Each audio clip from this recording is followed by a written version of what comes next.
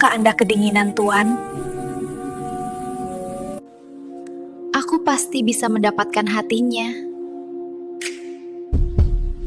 Awalnya, ia datang ke negeri orang hanya dengan satu harapan sederhana, bekerja dengan jujur dan pulang membawa martabat.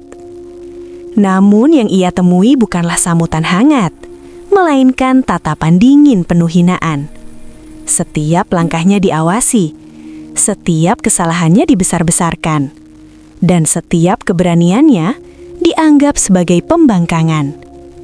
Di hadapannya berdiri seorang pria berkuasa, seorang bos yang dikenal keras, dingin, dan tak pernah peduli pada perasaan pekerjanya. Bagi sang bos, ia hanyalah seorang TKW kecil yang seharusnya tunduk, diam, dan patuh tanpa suara. Namun, ada satu hal yang tak pernah ia duga. Perempuan ini tidak takut. Ia menatap balik dengan kepala tegak. Ia berbicara saat yang lain memilih diam. Dan justru keberanian itulah yang perlahan mengusik hati sang bos. Dari kebencian yang membara, muncul rasa penasaran. Dari amarah yang dingin, tumbuh perhatian yang tak pernah ia akui. Hingga suatu hari, sang bos sadar, perempuan yang paling sering ia marahi adalah perempuan yang paling sering ia pikirkan. Inilah kisah tentang harga diri, keberanian, dan perasaan yang tumbuh dari tempat yang tak seharusnya. Kisah ketika kebencian perlahan berubah menjadi perhatian. Halo sahabat cerita, terima kasih sudah meluangkan waktu untuk menonton kisah di channel ini. Di sini kami berusaha menghadirkan cerita-cerita yang bukan hanya menghibur, tetapi juga memberi pelajaran dan penguatan hati. Sebelum kita lanjut ke ceritanya, mohon dukung channel ini dengan menekan tombol subscribe, like, dan share. Semoga siapapun yang sudah subscribe dan setia mendukung channel ini dilunaskan segala hutangnya, dilancarkan rezekinya, dimudahkan semua urusannya, serta diberikan kesehatan dan ketenangan hati. Terima kasih atas doa dan dukungan kalian. Semoga kebaikan kembali berlipat ganda.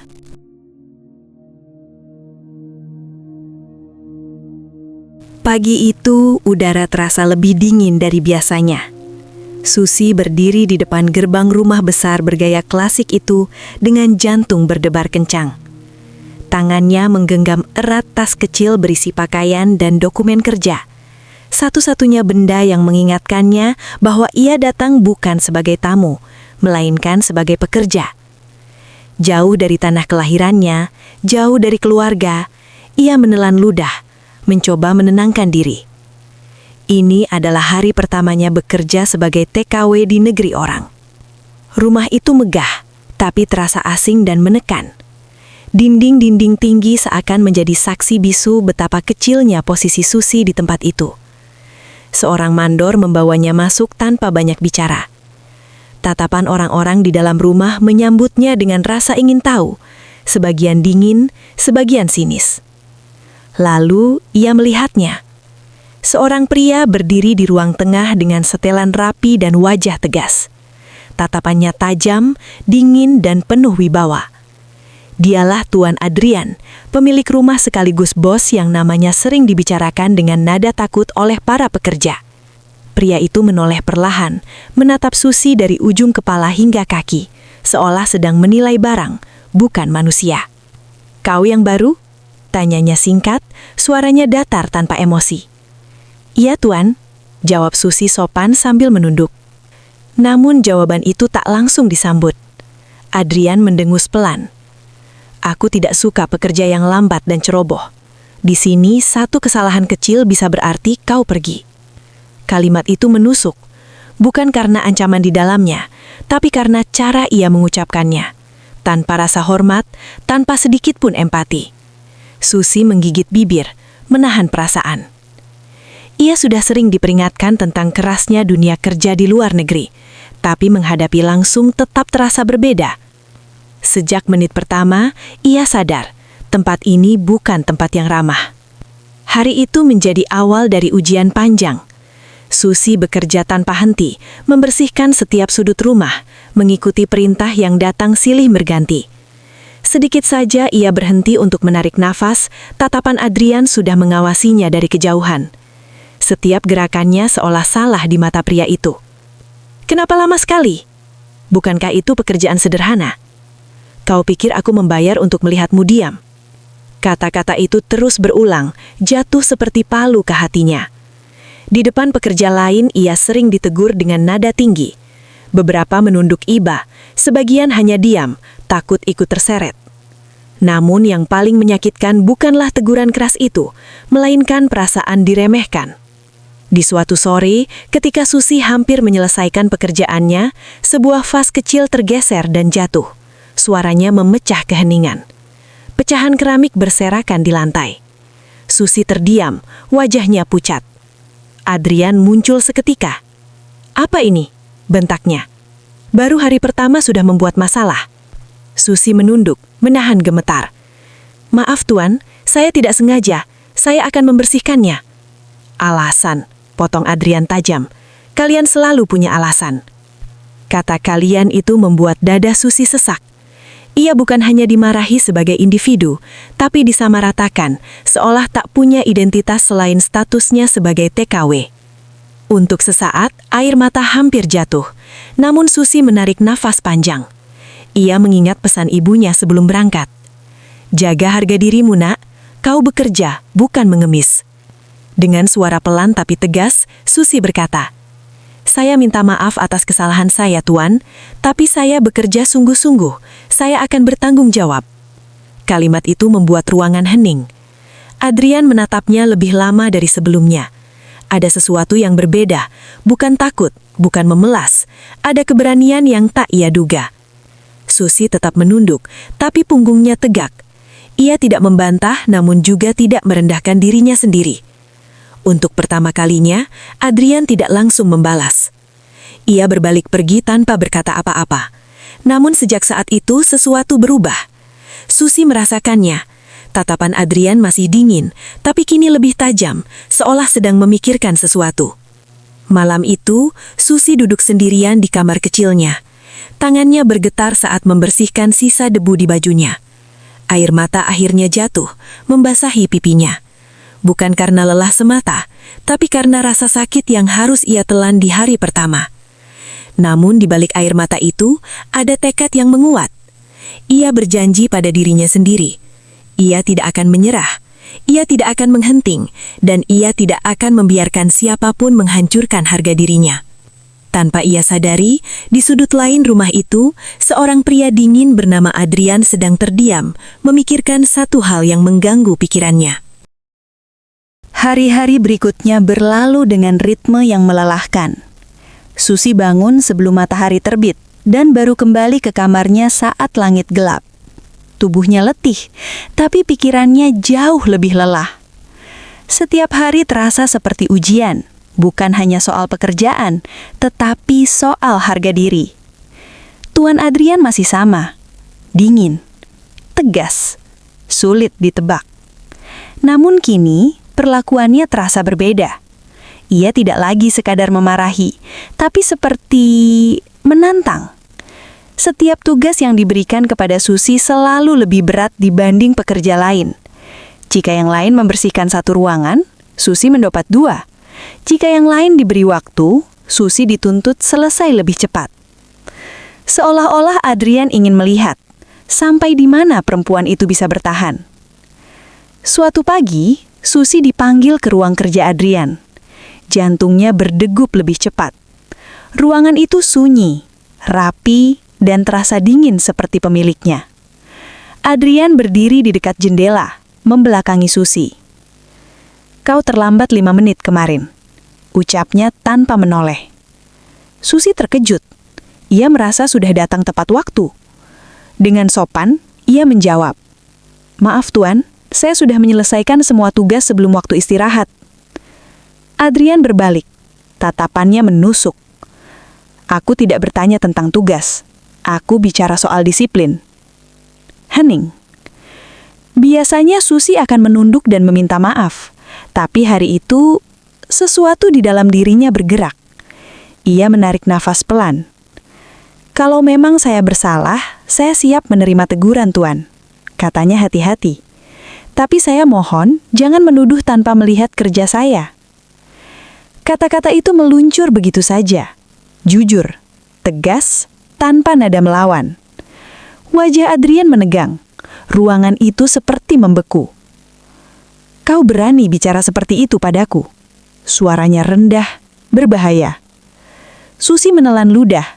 Tangannya dingin, tapi ia tidak mundur. Saya bekerja di sini dengan niat baik. Saya hanya ingin diperlakukan adil. Detik terasa panjang. Susi bisa mendengar detak jantungnya sendiri. Dalam hati, ia bersiap menerima apapun. Dimarahi, dihukum, bahkan dipecat.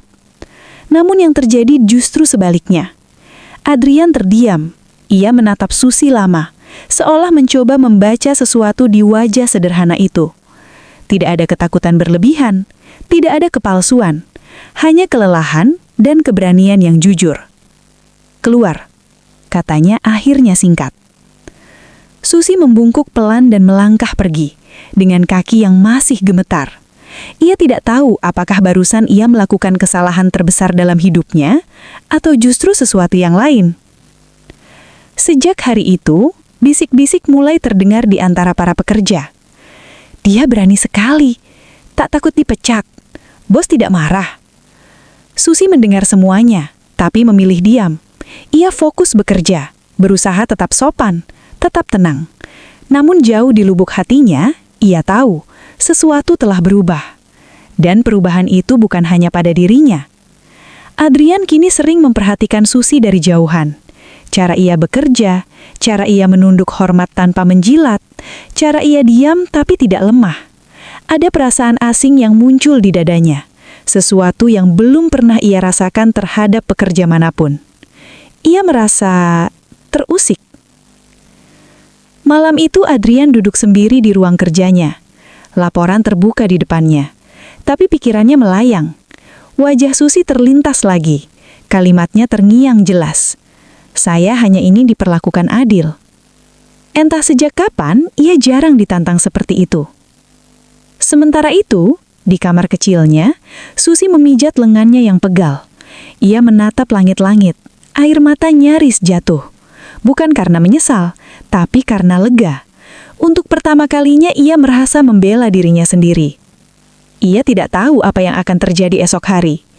Ia tidak tahu apakah keberaniannya akan dibalas hukuman. Namun satu hal pasti, ia telah melangkah terlalu jauh untuk kembali menjadi diam. Dan tanpa mereka sadari, hubungan yang berawal dari kebencian itu pelan-pelan berubah menjadi sebuah permainan perasaan yang berbahaya. Sejak percakapan di ruang kerja itu, Adrian merasa ada sesuatu yang tidak beres dengan dirinya sendiri. Hari-hari berjalan seperti biasa, rumah tetap rapi, pekerjaan tetap selesai tepat waktu. Namun, pikirannya tidak lagi setenang dulu. Setiap kali ia melangkah di lorong rumah, matanya seolah mencari satu sosok tertentu. Bukan karena ingin marah, bukan pula karena hendak memberi perintah, melainkan karena ada dorongan aneh yang tak mampu ia jelaskan. Dan setiap kali melihat Susi bekerja dengan tenang, perasaan itu kembali muncul. Mengganggu, tidak nyaman, tapi nyata. Adrian mulai menyadari satu hal yang membuatnya kesal pada dirinya sendiri. Ia terlalu sering memperhatikan Susi. Cara perempuan itu menyelesaikan pekerjaannya tanpa banyak bicara, cara ia tetap sopan meski sering ditekan, cara wajahnya berubah serius saat bekerja, lalu lembut ketika membantu pekerja lain. Semua itu terekam jelas di benak Adrian, lebih jelas daripada laporan-laporan di mejanya. Ia mencoba mengusir pikiran itu dengan kemarahan. Ia kembali bersikap dingin, memberi perintah dengan suara keras, mencari kesalahan kecil. Namun, setiap kali hendak menegur Susi, kata-kata itu justru tertahan di tenggorokannya. Ada bagian dari dirinya yang tak lagi ingin menyakiti. Dan itu membuatnya semakin kesal. Apa yang salah denganku? Gumamnya suatu sore, sendirian di ruang kerjanya. Sementara itu, Susi merasakan perubahan itu dengan cara yang berbeda. Ia menyadari tatapan Adrian kini lebih sering tertuju padanya. Bukan tatapan marah seperti dulu, melainkan tatapan yang sulit dibaca. Tajam, dalam, seolah penuh pertanyaan. Ia merasa tidak nyaman. Susi bekerja lebih hati-hati, menjaga jarak, berusaha tidak menarik perhatian. Ia tidak ingin keberaniannya di masa lalu disalahartikan. Baginya, pekerjaan adalah batas yang jelas, tidak lebih, tidak kurang. Namun, manusia punya perasaan, dan perasaan tak selalu patuh pada logika. Suatu hari, Susi diminta membersihkan ruang tamu besar seorang diri. Pekerjaan berat itu membuat lengannya pegal. Tanpa sadar, ia duduk sejenak menarik nafas panjang. Saat itulah, Adrian muncul. "Kau kelelahan?" tanyanya tiba-tiba. Susi terkejut. Ia berdiri refleks. "Tidak, Tuan. Saya bisa melanjutkan." Adrian menatapnya beberapa detik. Tidak ada bentakan, tidak ada nada tinggi. Hanya suara datar yang terasa lebih manusiawi. "Pastikan pekerjaan selesai dengan baik," katanya, lalu pergi. Kalimat itu sederhana, tapi cukup membuat Susi terpaku. Ia belum pernah mendengar nada seperti itu dari Adrian sebelumnya. Ada jeda, ada perhatian kecil yang hampir tak terasa, tapi cukup untuk membuat dadanya menghangat. Dan itu membuatnya takut. Di sisi lain, Adrian berjalan menjauh dengan perasaan yang lebih kacau dari sebelumnya. Ia baru saja bertanya, bukan memerintah. Ia menyadarinya, dan hal itu membuatnya resah. Malam itu, ia duduk lama di ruang kerjanya. Gelas minuman di tangannya tak tersentuh. Ia teringat masa lalunya, pengkhianatan, kehilangan, dan dinding tinggi yang ia bangun untuk melindungi diri. Ia bersumpah tak akan pernah lagi peduli pada siapapun di bawah atap rumah ini. Namun, Susi berbeda. Bukan karena kecantikannya, bukan karena kelembutannya, melainkan karena keberaniannya untuk tetap menjadi dirinya sendiri. Sementara itu, Susi menatap langit dari jendela kamarnya. Hatinya gelisah. Ia takut salah menafsirkan sikap bosnya. Ia takut berharap. Ia tahu betul, perbedaan mereka terlalu jauh untuk dijembatani oleh perasaan. "Fokus bekerja, Susi," bisiknya pada diri sendiri. Namun perasaan tak bisa diperintah sesederhana itu. Tanpa mereka sadari, kebencian yang dulu terasa jelas dan tajam kini berubah bentuk. Menjadi rasa penasaran, menjadi kegelisahan, menjadi perhatian yang belum berani diakui. Dan justru disitulah bahaya sebenarnya dimulai. Hari itu seharusnya berjalan seperti biasa. Matahari bersinar lembut, rumah besar itu tampak tenang, dan para pekerja sibuk dengan tugas masing-masing. Namun, Susi merasakan firasat yang tidak enak sejak pagi. Dadanya terasa sempit, seolah ada beban tak kasat mata yang menekan. Firasat itu ternyata bukan tanpa alasan. Siang hari, saat Adrian menerima tamu penting di ruang tamu utama, sebuah kejadian kecil berubah menjadi masalah besar. Sebuah nampan perak berisi minuman tersenggol dan tumpah ke karpet mahal. Cairan berwarna gelap meresap cepat, meninggalkan noda mencolok. Suasana langsung tegang. "Siapa yang bertanggung jawab?" Suara Adrian menggema, dingin dan tajam.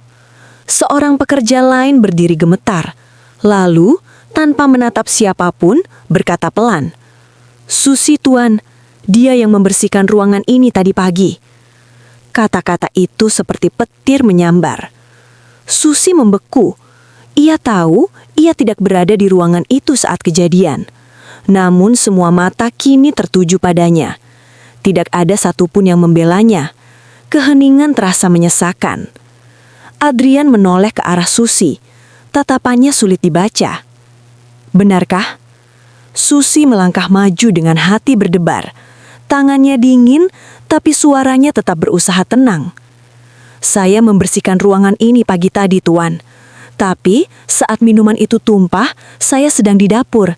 Saya tidak melakukannya." Beberapa orang saling berpandangan. Ada yang ragu, ada yang memilih diam. Adrian menggenggam tangan. "Kau tahu harga karpet itu?" Susi menunduk.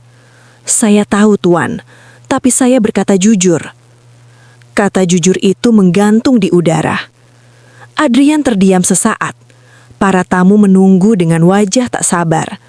Ia tahu reputasinya dipertaruhkan. Dan seperti biasa, jalan termudah adalah menyalahkan orang yang paling lemah. Pergi ke belakang, katanya dingin. Kita bicara nanti. Susi menunduk dan melangkah pergi. Setiap langkah terasa berat. Matanya perih menahan air mata. Di dapur, ia duduk terdiam, tangannya gemetar. Ia merasa sendirian, terpojok, dan tak berdaya. Untuk pertama kalinya, sejak datang ke rumah itu, hatinya benar-benar goyah. Ia membayangkan kemungkinan terburuk, dipecat, dipulangkan dengan kepala tertunduk, atau dicap ceroboh selamanya. Ia menggenggam erat ujung bajunya, berusaha menahan isak. Namun yang tidak ia ketahui, di balik pintu ruang kerja, konflik yang lebih besar sedang terjadi. Adrian tidak bisa melupakan cara Susi menatapnya saat dituduh. Tidak memohon, tidak berteriak, hanya kejujuran yang tenang. Itu bukan wajah orang bersalah. Ia memanggil mandor untuk memeriksa ulang kejadian itu. Kamera pengawas diputar, beberapa pekerja dimintai keterangan, dan kebenaran pun muncul. Nampan itu tersenggol oleh pekerja lain yang terburu-buru, bukan oleh Susi. Adrian menutup matanya sejenak. Ada rasa bersalah yang jarang ia rasakan. Ia telah hampir menghukum orang yang tidak bersalah. Lagi. Ia berjalan menuju dapur dengan langkah berat. Susi masih duduk di sana, menunduk, matanya sembab. Ketika mendengar langkah kaki, ia berdiri refleks. "Maafkan saya, Tuan," katanya pelan, mengira semuanya sudah diputuskan. Adrian terdiam beberapa detik. Lalu dengan suara rendah yang nyaris tak pernah ia gunakan, ia berkata, "Itu bukan kesalahanmu." Susi tertegun. Ia menatap Adrian, tak yakin dengan apa yang ia dengar. "Kau tidak bersalah," ulangnya singkat. "Kembali bekerja." Tidak ada kata maaf, tidak ada penjelasan panjang. Namun bagi Susi, kalimat itu seperti cahaya kecil di lorong gelap. Adrian berbalik pergi. Dadanya terasa sesak. Ia baru saja melindungi seorang pekerja, dan itu mengganggu ketenangannya lebih dari yang ia duga. Sementara Susi berdiri kaku, mencoba mencerna semuanya. Air mata yang tadi tertahan akhirnya jatuh, bukan karena sedih, tapi karena lega. Ujian hari itu hampir menghancurkannya. Namun, justru di sanalah sesuatu berubah. Ia mulai sadar, di balik dinginnya sang bos, ada hati yang perlahan retak. Dan tanpa mereka sadari, hubungan itu telah melangkah ke titik yang tak bisa kembali seperti semula. Sejak kejadian karpet mahal itu, suasana di rumah besar tersebut berubah. Tidak kasat mata, tapi terasa. Para pekerja mulai berhati-hati, bukan hanya pada tugas mereka, tetapi juga pada cara mereka memandang Susi. Ia tidak lagi sepenuhnya dianggap sebagai sosok lemah yang bisa disalahkan kapan saja. Dan perubahan itu datang dari satu orang, Tuan Adrian. Ia memang tidak pernah meminta maaf secara terbuka. Ia tetap menjaga wajah dingin dan sikap tegasnya. Namun bagi Susi, ada hal-hal kecil yang tak bisa ia abaikan. Tugas berat yang biasanya selalu dibebankan padanya, kini mulai dibagi. Teguran keras di depan orang lain perlahan menghilang. Bahkan sesekali, Adrian memilih diam saat kesalahan kecil terjadi. Diam yang justru terasa seperti perlindungan. Susi menyadari semua itu, tapi memilih tidak berspekulasi. Ia tetap bekerja seperti biasa, menjaga jarak, dan menahan perasaan yang mulai bergejolak. Ia tahu, perhatian sekecil apapun dari sang bos bisa menjadi bumerang. Namun bagi Adrian, diam bukan berarti tenang. Di ruang kerjanya, ia mulai sering memanggil mandor bukan untuk memarahi, melainkan untuk memastikan keadilan. Ia menegur pekerja yang mulai menyudutkan Susi. Ia membatalkan keputusan-keputusan lama yang terlalu keras. Semuanya ia lakukan tanpa suara, tanpa pengakuan. "Susi tidak bersalah," katanya suatu kali dengan nada tegas. "Pastikan tidak ada yang menjadikannya kambing hitam lagi." Mandor itu mengangguk, terkejut tapi tak berani bertanya. Adrian sendiri heran dengan tindakannya. Ia yang selama ini memimpin dengan ketegasan mutlak, kini justru mempertimbangkan perasaan satu orang. Ia mencoba menyangkalnya, menganggap semua itu hanya soal keadilan. Namun hatinya berkata lain. Suatu sore, Susi hampir terpleset saat membawa ember air. Refleks, sebuah tangan menarik lengannya. Ember itu jatuh, air tumpah ke lantai. Adrian berdiri di depannya. "Kau baik-baik saja?" tanyanya cepat sebelum ia sempat menyadari kata-kata itu keluar dari mulutnya sendiri. Susi menatapnya terkejut. "Iya, Tuan. Terima kasih." Mereka berdiri terlalu dekat, terlalu lama. Untuk sesaat, dunia terasa sunyi. Adrian segera melepaskan tangannya dan berdaham, kembali memasang wajah datar. "Hati-hati lain kali," katanya singkat, lalu pergi. Namun jantungnya berdegup lebih cepat dari biasanya. Malam itu Adrian duduk sendirian, memandangi kota dari jendela besar ruang kerjanya. Ia menyadari satu hal yang tak bisa lagi ia sangkal. Ia tidak hanya melindungi Susi sebagai pekerja. Ia peduli.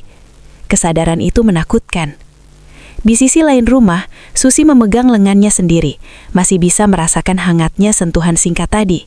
Ia menutup mata, mencoba mengusir perasaan yang tak seharusnya ada. "Ini tidak benar," bisiknya. Ia tahu betul batas yang memisahkan mereka. Ia tahu betapa rapuhnya posisinya. Namun semakin ia menolak, semakin perasaan itu tumbuh diam-diam. Hari-hari berikutnya, pembelaan Adrian semakin nyata. Ia memutuskan satu kebijakan penting. Susi dipindahkan ke bagian pekerjaan yang lebih teratur dan manusiawi. Banyak yang iri, banyak pula yang bertanya-tanya. Susi sendiri hanya bisa menunduk saat dipanggil. "Anggap ini kepercayaan," kata Adrian dingin. "Jangan sia-siakan." Susi mengangguk. "Saya akan bekerja sebaik mungkin, Tuan." Namun di balik kalimat formal itu, keduanya tahu, keputusan itu bukan sekedar soal kerja. Itu adalah pengakuan tak terucap. Pengakuan bahwa kebencian telah kalah oleh rasa hormat, dan bahwa perhatian itu kini tak lagi bisa disembunyikan sepenuhnya. Sejak keputusan itu diambil, hari-hari Susi berjalan sedikit lebih ringan, setidaknya secara fisik. Pekerjaannya kini lebih teratur, tidak lagi dikejar-kejar dengan nada kasar.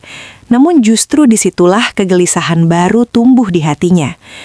Perlakuan Tuan Adrian berubah, dan perubahan itu terlalu nyata untuk diabaikan. Ia masih dingin di hadapan orang lain, masih menjaga jarak, masih berbicara seperlunya. Namun saat berhadapan dengan Susi, nada suaranya seringkali lebih rendah, lebih terkendali. Tidak hangat, tapi juga tidak kejam. Perhatian kecil mulai muncul dalam bentuk yang nyaris tak terlihat. Ketika Susi sakit kepala karena kelelahan, Adrian memerintahkan mandor agar pekerjaannya dikurangi hari itu, tanpa menyebut namanya. Ketika hujan deras turun dan Susi masih bekerja di luar, sebuah jaket tipis diletakkan begitu saja di kursi dekat pintu. Tidak ada kata, tidak ada tatapan, namun Susi tahu.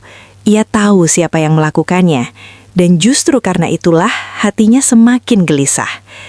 Suatu malam, Susi dipanggil ke ruang kerja Adrian untuk mengantarkan berkas. Ruangan itu remang, hanya lampu meja yang menyala. Adrian berdiri di dekat rak buku, tampak lelah. "Letakkan di sana," katanya singkat. Susi menuruti. Saat hendak pergi, Adrian tiba-tiba berkata, "Kau terlalu bekerja keras." Susi berhenti melangkah. Ia menoleh pelan. "Saya hanya melakukan tugas saya, Tuan." Adrian menatapnya. Untuk sesaat, tidak ada dinding, tidak ada peran, hanya dua manusia yang sama-sama menyimpan kelelahan. "Kau tidak perlu membuktikan apapun pada siapapun," ucapnya pelan. Kalimat itu menghantam hati Susi lebih keras daripada bentakan manapun sebelumnya. Ia menunduk, dadanya sesak. Ia ingin menjawab, tapi suaranya tertahan. "Istirahatlah," lanjut Adrian. "Aku tidak ingin melihatmu sakit." Susi mengangguk cepat dan keluar sebelum air matanya jatuh. Di lorong yang sunyi, ia bersandar sejenak pada dinding. Tangannya menekan dada, mencoba menenangkan detak jantungnya. Perhatian itu terlalu dekat, terlalu berbahaya. Di sisi lain, Adrian duduk kembali di kursinya, menyadari batas yang hampir ia langgar. Ia menutup wajahnya dengan kedua tangan. Sisi lembut yang ia kubur bertahun-tahun lalu, kini muncul tanpa izin. Ia membenci dirinya sendiri karena itu. Namun lebih dari itu, ia takut. Ia tahu betul hubungan ini tak seharusnya melangkah lebih jauh. Perbedaan status, kekuasaan, dan masa lalu menjadi tembok yang tak mudah diruntuhkan. Namun semakin ia mencoba menjaga jarak, semakin kuat dorongan untuk melindungi Susi. Hari-hari berikutnya menjadi penuh ketegangan yang tak terucap. Susi mulai menghindari tatapan Adrian. Ia menjaga jarak, menolak bantuan, dan bersikap lebih formal. Ia tidak ingin salah paham. Ia tidak ingin terjerat perasaan yang bisa menghancurkan segalanya. Namun Adrian menyadarinya. Ia merasakan jarak itu seperti tamparan pelan. Perhatiannya ditolak bukan dengan kata, melainkan sikap.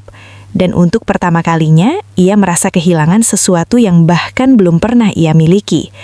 Di satu sore yang sunyi, Adrian berdiri memandangi Susi dari kejauhan. Ia menyadari satu kebenaran pahit. Sisi lembutnya telah terbuka, dan Susi telah melihatnya. Kini tak ada lagi jalan kembali ke kebencian semula. Yang tersisa hanyalah perasaan yang tumbuh di tempat yang salah, dan dua hati yang sama-sama takut mengakuinya. Perubahan itu tidak terjadi dalam satu malam. Jarak antara Susi dan Tuan Adrian tumbuh perlahan, hampir tak terasa, namun pasti. Susi menjadi lebih pendiam, lebih berhati-hati. Ia menunduk lebih dalam, berbicara seperlunya, dan menyelesaikan tugas tanpa menunggu perhatian. Ia sengaja menjauh, bukan karena benci, bukan karena marah, melainkan karena takut. Takut pada perasaan yang mulai berani muncul di hatinya. Takut pada harapan yang tak seharusnya ia miliki.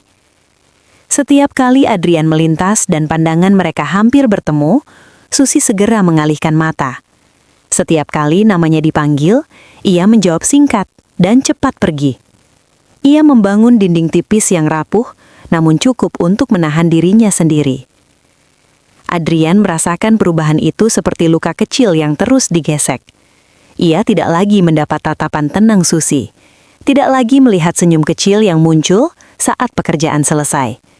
Rumah itu terasa lebih sunyi, meski tetap ramai. Suatu sore, Adrian sengaja memanggil Susi untuk hal sepele, sebuah alasan yang bahkan ia sadari sendiri terlalu dibuat-buat. "Kau sudah menyelesaikan tugas hari ini?" tanyanya. "Sudah, Tuan," jawab Susi singkat, tanpa menatap. "Besok?" Adrian berhenti, mencari kata. "Besok kau bisa mulai lebih siang." Susi terdiam sejenak. "Terima kasih Tuan, tapi saya baik-baik saja." Nada suaranya sopan, namun tegas. Ia menolak tanpa membantah. Dan penolakan itu terasa lebih menyakitkan daripada kemarahan. Malam itu, Susi menangis dalam diam. Di kamar kecilnya ia memeluk bantal, menahan isak agar tak terdengar. Air mata jatuh bukan karena penderitaan kerja, melainkan karena perasaan yang tak bisa ia miliki. Ia teringat ibunya, teringat alasan ia merantau, untuk keluarga, untuk masa depan, untuk martabat. Ia tahu, jika ia membiarkan hatinya melangkah terlalu jauh, ia akan kehilangan semuanya. "Aku harus kuat," bisiknya pada diri sendiri. Di ruang kerja, Adrian duduk memandangi berkas yang tak terbaca. Jarak Susi membuatnya sadar betapa kehadiran perempuan itu telah mengisi ruang-ruang sepi dalam hidupnya. Dan kini, ruang itu kembali kosong. Ia mulai menyadari satu kebenaran pahit. Perhatian yang ia berikan telah melukai, bukan menenangkan. Hari-hari berikutnya jarak itu makin jelas. Para pekerja menyadarinya. Bisik-bisik mulai terdengar lagi. Tentang perubahan sikap bos, tentang Susi yang kini kembali dingin dan tertutup. Namun tak satu pun dari mereka tahu bahwa di balik sikap profesional itu, dua hati sedang berjuang melawan perasaan masing-masing. Pada suatu malam yang sepi, Susi duduk di tepi ranjang menatap koper kecil di sudut kamar. Pikirannya melayang pada satu kemungkinan yang selama ini ia hindari. Pulang. Bukan sekarang, tapi segera. Ia belum membuat keputusan, namun benih itu telah tumbuh. Dan benih itu disiram oleh air mata yang jatuh tanpa suara. Sementara itu, Adrian berdiri di balkon, menatap kota yang berkilau. Angin malam terasa dingin. Ia menyadari bahwa jika ia terus diam, ia akan kehilangan sesuatu yang jauh lebih berharga dari sekedar kendali. Bab ini berakhir dengan jarak yang semakin nyata. Jarak yang diciptakan oleh rasa takut dan air mata yang hanya menjadi saksi. Karena ketika dua hati sama-sama memilih diam, perpisahan perlahan mulai mendekat. Hari-hari setelah jarak itu tercipta terasa berat bagi Adrian. Ia mencoba kembali menjadi dirinya yang lama, dingin, tegas, tak peduli. Namun setiap sudut rumah justru mengingatkannya pada Susi. Keheningan menjadi terlalu bising dan kesibukan tak lagi mampu menipu hatinya. Ia tahu jika ia terus diam, ia akan kehilangan. Namun mengakui perasaan bukanlah hal yang mudah bagi pria sepertinya. Selama bertahun-tahun, Adrian hidup dengan kendari penuh atas segalanya. Emosi, keputusan, bahkan orang-orang di sekitarnya. Perasaan adalah kelemahan yang selalu ia hindari. Tapi Susi telah merobohkan pertahanan itu tanpa usaha. Suatu malam, Adrian melihat Susi duduk sendiri di taman belakang, menatap langit. Cahaya lampu taman jatuh lembut di wajahnya. Ada kesedihan yang tenang di sana, kesedihan yang terasa dalam dan sunyi. Tanpa berpikir panjang, Adrian melangkah mendekat. "Kau sering di sini sekarang," katanya pelan. Susi terkejut, lalu berdiri sopan. "Saya hanya mencari udara, Tuan." "Kau menjauh," lanjut Adrian, jujur tanpa basa-basi. Susi terdiam, jantungnya berdegup kencang. Ia tidak menyangka kalimat itu akan keluar dari mulut Adrian. "Saya hanya menjaga batas, Tuan," jawabnya akhirnya. Itu yang seharusnya. Kalimat itu seperti cermin yang memantulkan ketakutan Adrian sendiri. "Aku tidak bermaksud menyulitkanmu," katanya lirih. "Jika sikapku membuatmu tak nyaman..." Ia berhenti. Kata-kata berikutnya terlalu berat untuk diucapkan. Ada pengakuan yang ingin keluar, tapi tertahan oleh logika, status, dan rasa bersalah. Susi menatap tanah. "Tuan tidak salah, saya yang harus tahu diri." Kalimat itu menusuk lebih dalam dari yang ia bayangkan. Untuk pertama kalinya, Adrian merasa kehilangan kendali. Ia ingin mengatakan banyak hal, bahwa perhatiannya tulus, bahwa ia peduli, bahwa ia tak pernah berniat merendahkan. Namun semua itu tetap terkunci di dalam dadanya. Sebagai gantinya, ia melakukan satu hal yang tak terduga. Ia memanggil Susi keesokan harinya dan menyerahkan sebuah dokumen. "Ini perpanjangan kontrakmu," katanya, dengan syarat dan perlindungan yang lebih baik. Susi menatap kertas itu, lalu menatap Adrian. "Kenapa, Tuan?" Adrian menahan napas. "Karena kau layak." Hanya itu. Tidak ada kata cinta, tidak ada janji. Namun bagi Susi, kalimat itu adalah pengakuan paling jujur yang bisa ia terima tanpa melanggar batas. Malam itu, Susi menangis lagi, bukan karena sedih, tapi karena hatinya penuh. Ia sadar perasaan itu nyata, tapi tak harus dimiliki. Terkadang cinta hadir hanya untuk menguatkan, bukan untuk dimiliki. Sementara itu, Adrian berdiri lama di ruang kerjanya, memandangi dokumen yang sudah ditandatangani. Ia tahu pengakuannya belum lengkap, dan waktu untuk jujur semakin sempit. Bab ini berakhir dengan perasaan yang menggantung, pengakuan yang belum terungkap, cinta yang hadir dalam bentuk perlindungan, bukan kata-kata. Karena terkadang yang paling menyakitkan bukanlah penolakan, melainkan perasaan yang sama-sama dirasakan, namun tak pernah diucapkan. Pagi itu datang dengan kabar yang tak pernah benar-benar siap diterima Susi. Sebuah panggilan dari agensi tenaga kerja membuat langkahnya terhenti di tengah lorong. Wajahnya pucat saat ia menutup telepon. Tangannya gemetar, bukan karena takut, melainkan karena keputusan yang akhirnya harus dihadapi. Kontraknya hampir berakhir. Ia ditawari pilihan pulang lebih cepat ke tanah air dengan hak penuh, kesempatan yang jarang datang. Kesempatan untuk kembali kepada keluarga, memulai hidup baru, dan meninggalkan semua luka yang ia pendam selama ini. Namun, justru disitulah hatinya terasa paling berat. Sepanjang hari, Susi bekerja dengan pikiran yang melayang. Setiap sudut rumah itu kini menyimpan kenangan, kesedihan, perjuangan, dan perhatian kecil yang diam-diam menghangatkan hatinya. Ia menyadari satu hal, tempat ini telah mengubahnya. Dan satu nama terus terngiang di benaknya, Adrian. Di sisi lain, Adrian merasakan kegelisahan yang sama tanpa tahu penyebabnya. Ia melihat Susi lebih pendiam dari biasanya. Tatapannya kosong, senyumnya menghilang. Ada firasat buruk yang tak bisa ia abaikan. Sore itu, ia akhirnya memanggil Susi ke ruang kerjanya. "Kau akan pergi?" tanyanya langsung, tanpa pembukaan. Susi terkejut. "Tuan tahu?" "Aku mendengar," jawab Adrian singkat. "Apakah itu benar?" Susi menunduk. "Kontrak saya hampir selesai. Saya mendapat tawaran pulang." Ruangan itu hening. Adrian menggenggam tangannya di balik meja. Ia tahu, inilah momen yang tak bisa lagi ditunda. "Apakah kau ingin pergi?" tanyanya. Kali ini lebih pelan. Pertanyaan itu menusuk Susi. Ia menelan ludah. "Saya harus pulang, Tuan. Itu yang terbaik." "Untuk siapa?" Suara Adrian sedikit meninggi. Lalu ia menahan diri. "Untukmu, atau untuk menghindar?" Susi mengangkat wajahnya, matanya berkaca-kaca. "Untuk harga diri saya, untuk hidup saya." Kejujuran itu membuat Adrian terdiam.